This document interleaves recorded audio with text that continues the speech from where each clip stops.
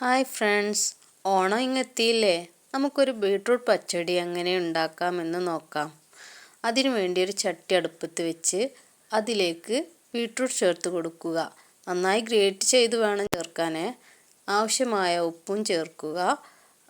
വേവുന്നതിനാവശ്യമായ വെള്ളം മാത്രം അല്പം ചേർത്ത് ഒന്ന് ഇളക്കി യോജിപ്പിച്ചതിന് ശേഷം ചെറുതീയിൽ മൂടി വെച്ച് ഒരു 5 മിനിറ്റ് നേരം വേവിക്കുക.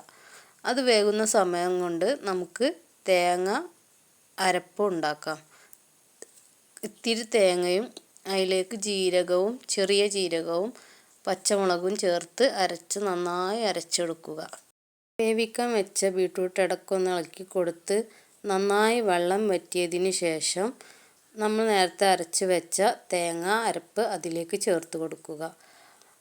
ലോ ഫ്ലെയിമിലിട്ട് വേണം തേങ്ങ ചേർക്കാൻ. തേങ്ങ നന്നായി മിക്സ് ചെയ്ത് ചെറിയ തിള വരുമ്പോൾ സ്റ്റൗ നമുക്ക് ഓഫാക്കാം. ഇതിലേക്ക് തൈര് കട്ടയില്ലാതെ ഞാൻ മിക്സിയിൽ തന്നെ അടിച്ചിട്ടാണ് ചേർത്തത്. നന്നായി യോജിപ്പിച്ച് കടുകും കറിവേപ്പിലയും വറ്റൽമുളക് ഉണ്ടെങ്കിൽ അത്, വറ്റൽമുളക് ഇല്ലാത്ത കാരണം ഞാൻ സാദാ മുളകാണ് ചേർത്തത്, അത് തൂമിച്ചൊഴിക്കാവുന്നതാണ്. ഇത് മോളുടെ സ്കൂളിലേക്ക് 10 കുട്ടികൾക്ക് വേണ്ടി ഞാൻ ഉണ്ടാക്കിയ പച്ചടിയാണ്. അത് ചുറ്റുപാത്രത്തിലാക്കി കൊടുത്തയച്ചു.